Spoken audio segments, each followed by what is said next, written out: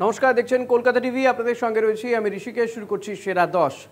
সীতারাম ইয়েচুরির পর সিপিএমের সাধারণ সম্পাদকের পদে এম.এ. বিবি। সিপিএমের সাধারণ সম্পাদক পদে দ্বিতীয় মালওয়ালি হিসেবে যোগদান বেবির।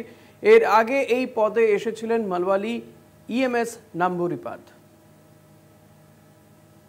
মাদুরাইতে শেষ হল সিপিএমের 24তম পার্টি কংগ্রেস। পার্টি কংগ্রেসের শেষ দিনে সিপিএমের কেন্দ্রীয় কমিটির সাধারণ সম্পাদক পদে এম.এ. বেবির নাম আনুষ্ঠানিকভাবে ঘোষণা করল। বর্তমানে কেন্দ্রীয় কমিটির কেরল শাখার সবচেয়ে প্রবীণ নেতা এম.এ. বেবি সিপিএমের সাধারণ সম্পাদকের পদে আসার ঠিক একদিন আগে 72 বছর পূর্ণ করেছেন তিনি। 16 সদস্যের পলিট ব্যুরোর মধ্যে 5 জন বেবির এই পদের বিরোধিতা করেছিলেন। এ রাজ্যের সিপিএমের 4 হেভিওয়েট নেতা বেবির সাধারণ সম্পাদকের পদে আসা নিয়ে বিরোধিতা করেছিলেন। সূর্যকান্ত মিশ্র, নীলোৎপল বসু, মোহাম্মদ সেলিম, রামচন্দ্র ডোম। মহারাষ্ট্র থেকে বেবির বিরোধিতা করেছিলেন অশোক ধবলে।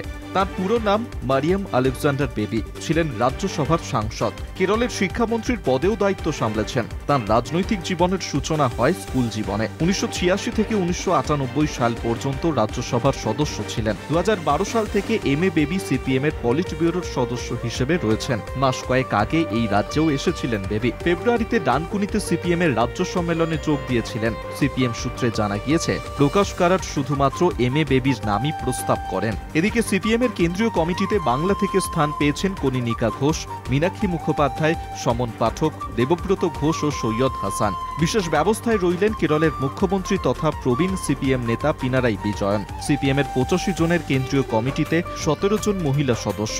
সীতারাম ইয়েচুরির মৃত্যুর পর দলের পরবর্তী সাধারণ সম্পাদক কে হবেন তা নিয়ে বিস্তর জল ঘোলা হয়েছিল। ইয়েচুরি প্রয়াত হওয়ার পর এই পদটি ফাঁকাই ছিল। পলিট ব্যুরোর সমন্বয়ক হিসেবে দায়িত্ব সামলাচ্ছিলেন প্রকাশ কারাট।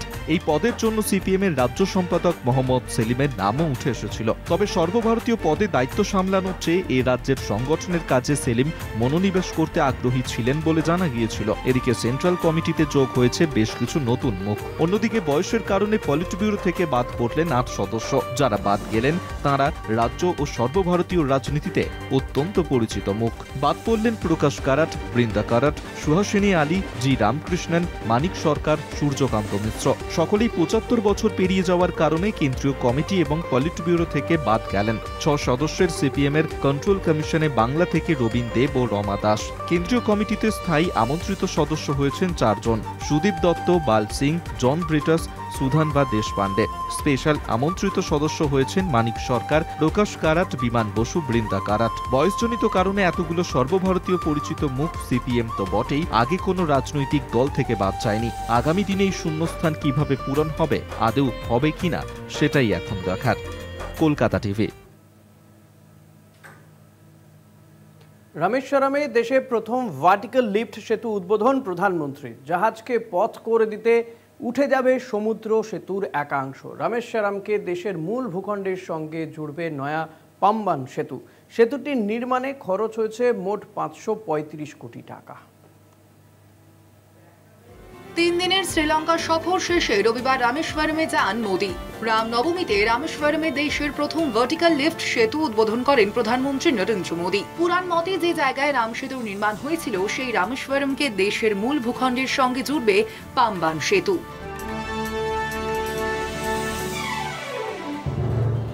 এই পাম্বান সেতুর বিশেষত্ব হলো এটি দেশের প্রথম ভার্টিক্যাল লিফট সেতু। জাহাজকে পথ করে দেওয়ার জন্য সমুদ্র সেতুর একাংশ উপরে উঠে যাবে। 1914 সালে ব্রিটিশ সরকার পুরনো পাম্বান সেতুটি তৈরি করেছিল, কিন্তু সামুদ্রিক বিপর্যয়, জুলু হাওয়ায় ওই সেতুর একাংশ ক্ষতিগ্রস্ত হয়। তাছাড়াও রেল যোগাযোগ বৃদ্ধির প্রয়োজনীয়তা দেখা দেওয়ায় পরিকাঠামোগতভাবে উন্নত একটি সেতুরও দরকার ছিল। 2019 সালে নতুন সেতু তৈরির বিষয়ে ছাড়পত্র দেয় কেন্দ্র। পুরনো পাম্বান সেতুর পাশেই নতুন সেতুর কাজ শুরু হয়। এই পুরনো পাম্বান সেতুটি 2022 সালের পর থেকেই বন্ধ। এবার সেটার বদলে নতুন পাম্বান সেতুর উদ্বোধন হলো। রেল বিকাশ নিগম লিমিটেডের নকশায় আধুনিক প্রযুক্তিতে এই সেতু নির্মাণ করা হয়েছে। সেতুটি নির্মাণে খরচ পড়েছে মোট 535 কোটি টাকা। কি এই সেতুর বিশেষত্ব? ভারতের মূল ভূখণ্ডের সঙ্গে রামেশ্বরমের সংযোগ স্থাপনকারী সেতু পাম্বান। নয়া পাম্বান ব্রিজের দৈর্ঘ্য প্রায় 2.08 কিলোমিটার। দু প্রান্তের প্রায় 35 মিটার উঁচু স্তম্ভ থেকে সেই সেতুকে ঝুলিয়ে রাখা হয়েছে। সেতুর মাঝ বরাবর 72.5 মিটার লম্বা এবং 640 টনের উল্লম্ব অংশ আছে। জাহাজ পারাপারের জন্য যা স্বয়ংক্রিয়ভাবে 17 মিটার পর্যন্ত উঁচু হয়ে যাবে। পুরনো পাম্বান সেতুও উঁচু করা যেত, কিন্তু সেটা উঁচু করতে 45 মিনিট সময় লাগত। এবার থেকে স্বয়ংক্রিয়ভাবে নতুন পাম্বান সেতু 5.5 মিনিটেই 17 মিটার পর্যন্ত উঁচু হতে পারবে। উন্নত প্রযুক্তিতে নির্মিত এই সেতুতে ব্যবহার করা হয়েছে স্টেইনলেস স্টিল, স্পেশাল পেইন্ট এবং এমন উপাদান যা আগামী শতাব্দী অবধি এর স্থায়িত্ব নিশ্চিত করতে পারে। অত্যাধুনিক প্রযুক্তিতে তৈরি হওয়ায় খুব সহজেই প্রতি ঘন্টায় 75 কিলোমিটার বেগে এই নতুন রেল সেতু হয়ে ছোটানো যাবে ট্রেনগুলি। ভারতের মূল ভূখণ্ড থেকে ধনুষকোটি পৌঁছানো যেমন সহজ হবে, তেমনি শ্রীলঙ্কা এখন যেন আরো কাছে চলে আসবে, মাত্র 12 নটিক্যাল মাইল দূরে। সরকারের একটি সূত্র মারফত জানা গেছে, সেতুটি মরচে নিরোধক ধাতু দিয়ে তৈরি করা হয়েছে, ফলে সমুদ্রের জলীয় আবহাওয়াতেও সেটির তেমন কোনো ক্ষয়ক্ষতি হবে না। এছাড়াও যাত্রী সংখ্যা বাড়লে ভবিষ্যতে সেতুর উপর যাতে রেল লাইনের সংখ্যা বৃদ্ধি করা যায়, সেই ব্যবস্থাও রাখা হচ্ছে। কলকাতা টিভি। 2024-25 ওয়াকফ সংশোধনী বিলে স্বাক্ষর করলেন রাষ্ট্রপতি দ্রৌপদী মুর্মু। রাষ্ট্রপতির স্বাক্ষরের সঙ্গে সঙ্গেই আইনে পরিণত হলো বিলটি। বিরোধীদের প্রবল আপত্তির মধ্যেই বৃহস্পতিবার লোকসভা ও রাজ্যসভায় পাশ হয় ওয়াকফ সংশোধনী বিল। রাষ্ট্রপতি স্বাক্ষর করায় মাত্র 3 দিনেই আইনে পরিণত হলো মোদী সরকারের ওয়াকফ সংশোধনী বিল। বিরোধীদের প্রবল সমালোচনার মধ্যেই অবশেষে আইনে পরিণত হল 2024-25 ওয়াকফ সংশোধনী বিল। 2 এপ্রিল লোকসভায় পেশ করা হয় ওয়াকফ সংশোধনী বিল। ওই দিন দীর্ঘক্ষণ ধরে চলে বিতর্ক। ভোটাভুটিতে 288 ভোটে পাশ হয়ে যায় বিলটি। বিপক্ষে ভোট পড়ে 232টি। রাজ্যসভাতেও 13 ঘন্টা ধরে বিতর্ক চলার পর বিলের পক্ষে ভোট দেন 128 জন এবং বিপক্ষে ভোট পড়ে 95টি।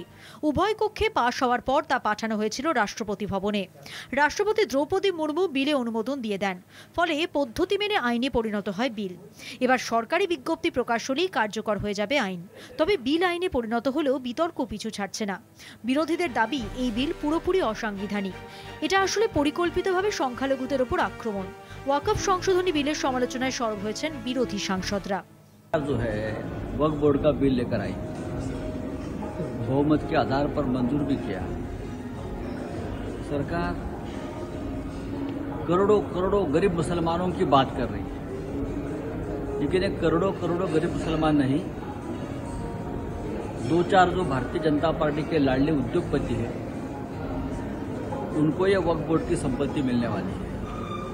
बेचेंगे तो जरूर बेचने वाले। বিজেপির দাবি, এই বিল আইনে পরিণত হলে মুসলমান সম্প্রদায় উপকৃত হবে। পাশাপাশি শাসক দলের অভিযোগ, ওয়াকফ সংশোধনী বিল নিয়ে ভুল তথ্য ছড়ানো হচ্ছিল, যা সত্য নয়। आज वक्फ बिल, वक्फ संशोधन बिल राष्ट्रपति जी ने आज मंजूर दे दी है उस बिल को। अभी आज से वो कानून बन गया। सो इसके बारे में बहुत नेगेटिव न्यूज़ पूरा देश भर में फैलाया गया था। उनके मस्जिदें, मदरसा और खबरस्तान, दरगाह, ये सब छीने जाएंगे। पूरा वक्फ के लैंड्स पूरा छीने जाएंगे, मुसलमानों के लैंड्स छीने जाएंगे। इसे पूरा नेगेटिव न्यूज़ फैलाया गया था देश भर में, विच इज़ नॉट ट्रू। ওয়াকফ সংশোধনী বিল 2025 পদ্ধতি মেনে আইনে পরিণত হলেও বিতর্ক লেগেই রয়েছে। ইতিমধ্যেই আইন আটকাতে সুপ্রিম কোর্টে দায়ের হয়েছে মামলা। বিলে মুসলমান সম্প্রদায়ের সঙ্গে বৈষম্যের অভিযোগ তুলে মোদী সরকারের বিরুদ্ধে সরব বিরোধীরা। কলকাতা টিভি।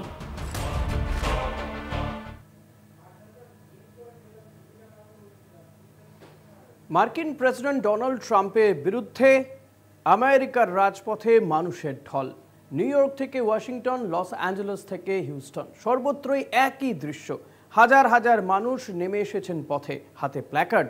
মার্কিন মুলুকের 1200-রও বেশি জায়গায় দেখা গিয়েছে এই হ্যান্ডস অফ প্রোটেস্ট। 150-রও বেশি সংগঠন রয়েছে এই বিক্ষোভ মিছিলের নেতৃত্বে। বিক্ষোভ দেখানো হচ্ছে টেসলা কর্তা এলন মাস্কের বিরুদ্ধেও। ফ্যাসিবাদ চলবে না, ট্রাম্পের খামখেয়ালিপনার বিরুদ্ধে হাজার হাজার মানুষের জমায়েত, ক্ষোভ উগরে পথে আমেরিকানরা। আমেরিকানদের কথা ভেবেই তাদের উন্নয়ন করতেই প্রেসিডেন্ট হয়েছেন। বারবার এমনটাই দাবি করে আসছেন ডোনাল্ড ট্রাম্প। আমেরিকার নির্বাচনে তার এজেন্ডাই ছিল মার্কিন মুলুককে আরও শক্তিশালী করে তোলা। সেই কারণেই মার্কিনীদের ঢালাও ভোট পেয়ে দ্বিতীয়বার প্রেসিডেন্ট হয়েছেন তিনি। কিন্তু ক্ষমতায় আসার পর একাধিক বিতর্কিত সিদ্ধান্ত নিয়েছেন ট্রাম্প। যে মার্কিনীরা তাকে ভোট দিয়ে ফের ক্ষমতায় এনেছেন তারাই এবার রাস্তায় নেমে বিক্ষোভ দেখাচ্ছেন। শনিবার সকাল থেকেই ট্রাম্প বিরোধী আন্দোলনে উত্তেজনা ছড়ায় New York, Colorado, Houston, Los Angeles এবং ওয়াশিংটনের রাস্তায়। হাতে প্ল্যাকার্ড, মার্কিন মুলুকের 1200-রও বেশি জায়গায় দেখা গিয়েছে এই হ্যান্ডস অফ প্রোটেস্ট। 150-রও বেশি সংগঠন রয়েছে এই বিক্ষোভ মিছিলের নেতৃত্বে, যার মধ্যে মানবাধিকার সংগঠন যেমন রয়েছে তেমনই রয়েছে LGBTQ+ আন্দোলনকারী, শ্রমিক ইউনিয়ন ইত্যাদি। সকলেরই দাবি, আমরা আমাদের গণতান্ত্রিক অধিকার হারাচ্ছি। তাদের গর্জন, ট্রাম্প একজন বদ্ধ উন্মাদ, উনি আমাদের বিশ্বব্যাপী মন্দার দিকে ঠেলে দিচ্ছেন। পরিস্থিতি এতটাই গুরুতর যে হোয়াইট হাউসকে রীতিমতো ট্রাম্পের পক্ষে বিবৃতি দিতে হয়েছে। সেই বিবৃতিতে ডেমোক্র্যাটদের কাঠগড়ায় তুলে বলা হয়েছে, রাষ্ট্রপতি ট্রাম্পের অবস্থান স্পষ্ট।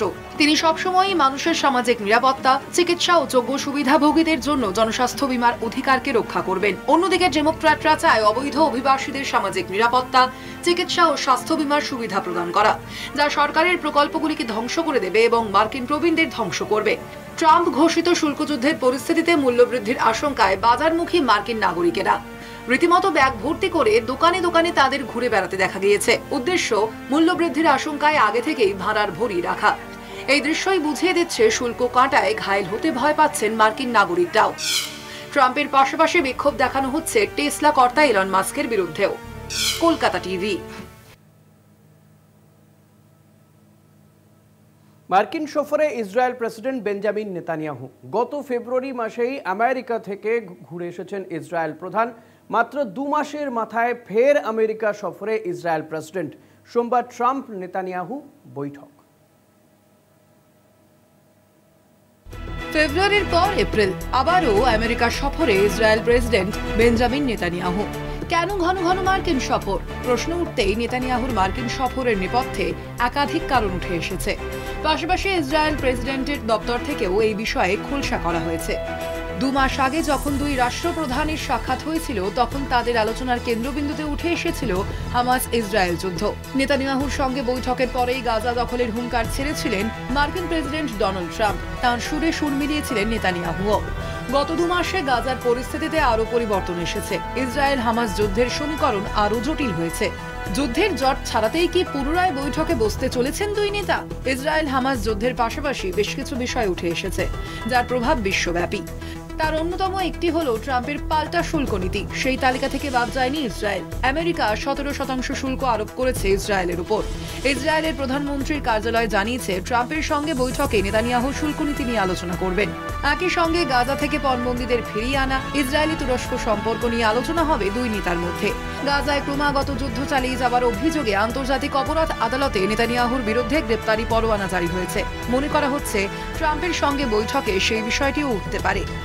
বর্তমানে মধ্যপ্রাচ্যের দেশ ইরান পারমাণবিক চুক্তির জন্য আমেরিকার মাথা ব্যথার কারণ হয়ে দাঁড়িয়েছে।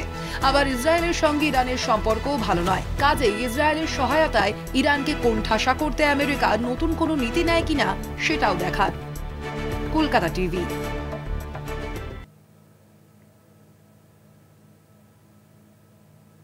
এখন সময় ছোট্ট একটা বিরতির। ফিরছে বিরতির পর, সঙ্গে থাকবেন। চীনে নিযুক্ত মার্কিন কূটনীতিকেরা চীনা নাগরিকদের সঙ্গে প্রেম করতে পারবেন না। একই নিয়ম কার্যকর হবে কূটনীতিকদের পরিবারের ক্ষেত্রেও। এমনটাই সিদ্ধান্ত মার্কিন প্রশাসনের। চীনে কাজের জন্য ছাড়পত্র পাওয়া ঠিকাদারদের ক্ষেত্রেও এই কড়াকড়ি জারি করেছে আমেরিকার প্রশাসন। বেশ কিছু সংস্থায় নিযুক্ত আমেরিকান আধিকারিকদের প্রেমের ক্ষেত্রে কড়াকড়ি অনেক আগে থেকেই ছিল। এবার চীনে কর্মরত মার্কিন আধিকারিকদের জন্য কড়া নিয়ম জারি করল মার্কিন প্রশাসন। চীনে নিযুক্ত মার্কিন কূটনীতিকরা চীনা নাগরিকের সঙ্গে প্রেম করতে পারবেন না। শুধু তাই নয়, চীনে নিযুক্ত মার্কিন কূটনীতিকদের পরিবারের সদস্যরাও একই নিয়মের আওতায় পড়বেন। চীনে নিযুক্ত মার্কিন আধিকারিকদের নয়া সিদ্ধান্তের কথা ইতিমধ্যেই জানিয়ে দেওয়া হয়েছে। এও জানানো হয়েছে, যারা ইতিমধ্যেই কোনো চীনা নাগরিকের সঙ্গে প্রেম করছেন তারা ছাড় পাওয়ার জন্য কর্তৃপক্ষের কাছে অনুরোধ করতে পারবেন। তবে কর্তৃপক্ষের সম্মতি না মিললে হয় সম্পর্ক ভাঙতে হবে অথবা পদ ছাড়তে হবে। নিয়ম না মানলে রয়েছে শাস্তিও। কেউ এই নিয়ম ভাঙলে সঙ্গে সঙ্গে তাকে চীন থেকে ফিরিয়ে আনা হবে। গত বছর থেকে এ বিষয়ে কড়াকড়ি শুরু করে মার্কিন প্রশাসন। 2024 সালেও এই ধরনের সিদ্ধান্ত নেওয়া হয়েছিল, যদিও তাতে এত কড়াকড়ি ছিল না। তখন নিয়ম ছিল মার্কিন দূতাবাস এবং অন্য কূটনৈতিক দপ্তরগুলিতে কর্মরত আমেরিকান আধিকারিকরা প্রেম করতে পারবেন না কোনো চীনা কর্মীর সঙ্গে। এবার সেই নিয়মে আরও কড়াকড়ি করা হয়েছে। চীনে কর্মরত আধিকারিকদের জন্য এই নীতি সাম্প্রতিক অতীতে দেখা যায়নি বললেই চলে। আমেরিকার কূটনীতিকদের অন্য দেশে গিয়ে স্থানীয়দের সঙ্গে প্রেমের নজির নতুন কিছু নয়। অনেক ক্ষেত্রে সেই সম্পর্ক পরিণতিও পেয়েছে। কিন্তু হঠাৎ কেন এমন সিদ্ধান্ত? বর্তমানে চীনের সঙ্গে আমেরিকার কূটনৈতিক টানাপোড়েন চলছে। ট্রাম্পের নয়া শুল্ক নীতিকে কেন্দ্র করে দুই দেশের দ্বন্দ্ব নতুন মাত্রা পেয়েছে। যখন দুই দেশের শুল্ক সংঘাত তুঙ্গে, তেমনই এক পরিস্থিতিতে এই সিদ্ধান্ত মার্কিন প্রশাসনের। কলকাতা টিভি।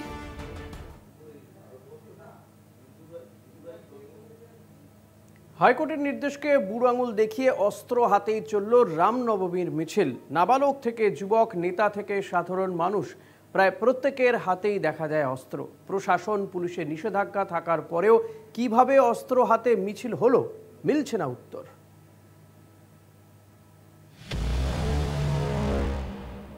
হাইকোর্টের অনুমতিতে হাওড়ায় আয়োজিত হয়েছে অঞ্জনীপুত্র সেনার রামনবমী মিছিল, কিন্তু সশস্ত্র মিছিলের নিষেধাজ্ঞাকে অমান্য করে অস্ত্র হাতে রাস্তায় রাম ভক্তেরা। রবিবার সকালে হাওড়ার কদমতলা থেকে রামরাজাতলার রাম মন্দির পর্যন্ত রামনবমীর এক মিছিলে অংশ নেন সজল ঘোষ। তার হাতে ছিল গেরুয়া পতাকা, মুখে ধর্মরক্ষার স্লোগান। মিছিল থেকেই তিনি বলেন, বারবার ধর্মের অপমান হলে আত্মরক্ষার জন্য অস্ত্র তুলতে হয়। ধর্মকে রক্ষা করতে কখনো কখনো অস্ত্র তুলতে হয়। সে অস্ত্র যে যাই বলুক, অস্ত্র ধর্মকে রক্ষা করতে যদি তুলতে হয়, তুলতে হবে। শিউরিতে তৃণমূলের তরফে রামনবমীর শোভাযাত্রায় দেখা যায় লোকসভার সাংসদ শতাব্দী রায়কে। নেতা ও কর্মী সহ প্রায় শতাধিক নেতাকর্মীদের নিয়ে শোভাযাত্রার আয়োজন করা হয় তৃণমূলের তরফে। সশস্ত্র মিছিলের বিরুদ্ধে ঐক্যের বার্তা তৃণমূল সাংসদের। শান্তিতে থাকুক মানুষ, ধর্ম বিদ্বেষ ভুলে মানবিকতার কথা বলে মানুষের সম্পর্কটাকে ইম্পর্টেন্ট দিন, এবং রাম সমান এবং সীতারাম। রামনবমীর অনুষ্ঠানে তলোয়ার হাতে দেখা গেল বিজেপি বিধায়ক অগ্নিমিত্রা পালকেও। এটি সনাতনী ধর্মে প্রচলিত। এ রাজ্যের সংখ্যালঘুরা যদি তাজিয়া বের করতে পারে, তাহলে পশ্চিমবঙ্গে হিন্দুরা কেন করতে পারবে না? প্রশ্ন অগ্নিমিত্রা পালের। রামনবমী উপলক্ষে বেরুগ্রামে রামনবমী কমিটির অনুষ্ঠানে বীরভূম জেলা পরিষদের সভাধিপতি কাজল শেখ, বজরংবলী কমিটির পক্ষ থেকে কাজল শেখকে জয় শ্রীরাম লেখা পতাকা সহ ত্রিশূল উপহার দেওয়া হয়। এদিন কাজল শেখ ছাড়াও এই অনুষ্ঠানে উপস্থিত ছিলেন নানুরের বিধায়ক বিধান মাঝি। রামনবমীর শোভাযাত্রায় হাতে অস্ত্র নিয়ে শোভাযাত্রায় হাঁটলেন পুরুলিয়া বিজেপি সাংসদ জ্যোতির্ময় সিং মাহাতো। রামনবমী মিছিল থেকে চাকরিহারা শিক্ষকদের নিয়ে গর্জে ওঠার পাশাপাশি রামরাজ্য প্রতিষ্ঠার বার্তা বিজেপি সাংসদের। কোথাও বিজেপি, কোথাও শাসক তৃণমূলের নেতারা। রামনবমীতে রাজ্য জুড়ে শোভাযাত্রা। নন্দীগ্রামে রামনবমীর মিছিলে যোগ দিয়েছেন বিরোধী দলনেতা শুভেন্দু অধিকারী। খড়গপুরে কর্মসূচি করেছেন বিজেপি নেতা দিলীপ ঘোষ। এদিকে রামনবমী উপলক্ষে দেশবাসীর উদ্দেশ্যে পোস্ট মুখ্যমন্ত্রী মমতা বন্দ্যোপাধ্যায়ের। শান্তিপূর্ণভাবে রামনবমী উদযাপনের আবেদনের পাশাপাশি উন্নয়নের মূল্যবোধ সমুন্নত রাখার আবেদন করেন তিনি। কলকাতা টিভি। নন্দীগ্রামে হিন্দুত্বের জিগির তুলে মুখ্যমন্ত্রীকে চ্যালেঞ্জ ছুড়লেন বিরোধী দলনেতা শুভেন্দু অধিকারী। রামনবমীর দিন সোনাচূড়ায় রাম মন্দিরের শিলান্যাস করেন নন্দীগ্রামের বিজেপি বিধায়ক। এদিন মুখ্যমন্ত্রী মমতা বন্দ্যোপাধ্যায়কে চ্যালেঞ্জ জানিয়ে শুভেন্দু বলেন, দীঘায় পুরীর আদলে মন্দির যেমন করেছেন, তেমনি পুরীর গেটের মতো লিখে দেখান হিন্দু ব্যতীত প্রবেশ নিষেধ।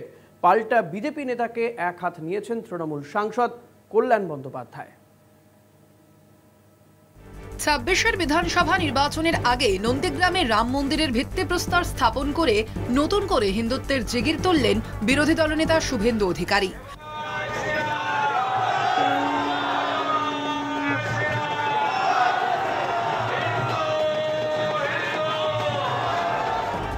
বাংলায় রাম মন্দিরের হাওয়া আগেই তুলেছিলেন বিজেপি নেতা। রামনবমী থেকে সেই কাজ শুরুর কথা আগেই শোনা গিয়েছিল তাঁর গলায়। সেই মতো রবিবার নন্দীগ্রামের সোনাচূড়ায় রাম মন্দিরের শিলান্যাস করলেন বিরোধী দলনেতা। এদিন যজ্ঞ ভূমি পুজোর মাধ্যমে হয় শিলান্যাস অনুষ্ঠান।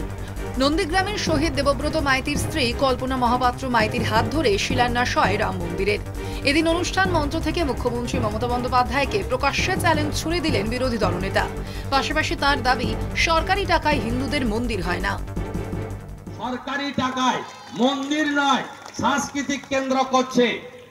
আমি তো চ্যালেঞ্জ দিয়ে বলি, পুরীর আদলে মন্দির করছেন, বলছেন পুরীর মন্দিরের গেটে লেখা আছে হিন্দু ব্যতীত কারোর প্রবেশাধিকার নেই। পারবেন তো এই রাজ্যের মুখ্যমন্ত্রী? লিখতে পারবেন? দীঘায় জগন্নাথ মন্দির ইস্যুতে মুখ্যমন্ত্রীকে চ্যালেঞ্জ ছোড়ায় শুভেন্দু অধিকারীকে পাল্টা তুলোধনা করেছেন তৃণমূল সাংসদ কল্যাণ বন্দ্যোপাধ্যায়। হুগলিতে রামনবমীর অনুষ্ঠান থেকে সমালোচনায় সরব তৃণমূল সাংসদ। হিন্দুদের মধ্যে ঘৃণা ছড়ায়, অন্য ধর্মের মধ্যে দিয়ে ঘৃণা ছড়ায়, তারা মেকি হিন্দু।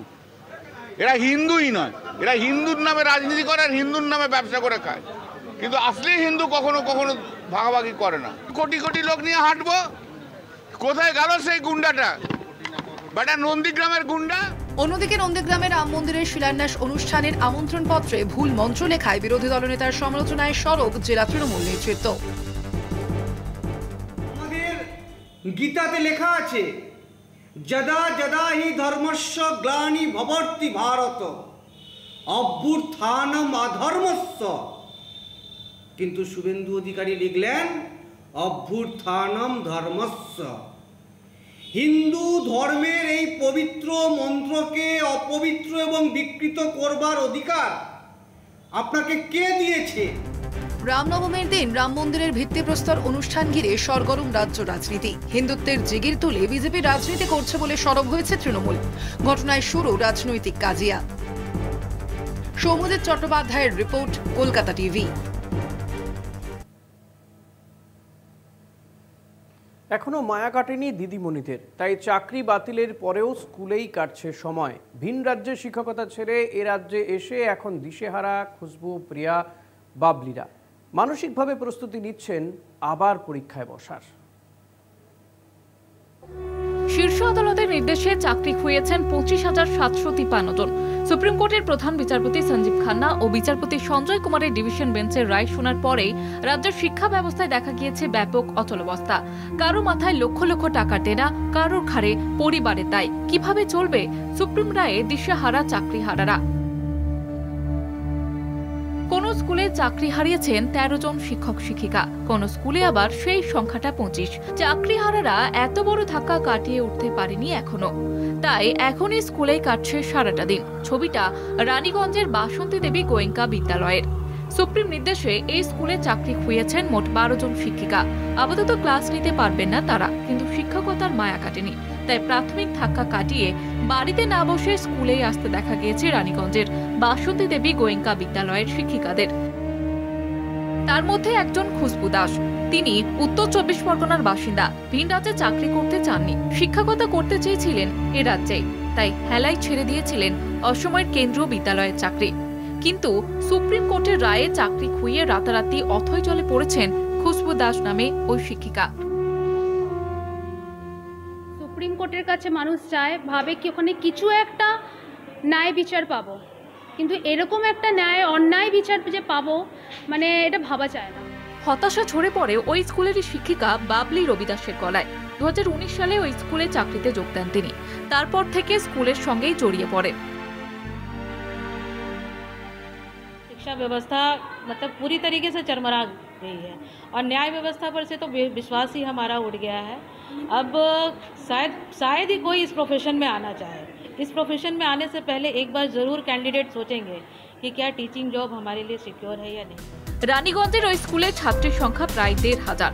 28 জন শিক্ষিকার মধ্যে 12 জনের চাকরি গিয়েছে। বাকি 16 জন শিক্ষিকা নিয়ে কিভাবে স্কুল চলবে তা ভেবেই অস্থির প্রধান শিক্ষিকা শ্রুতি গঙ্গোপাধ্যায়।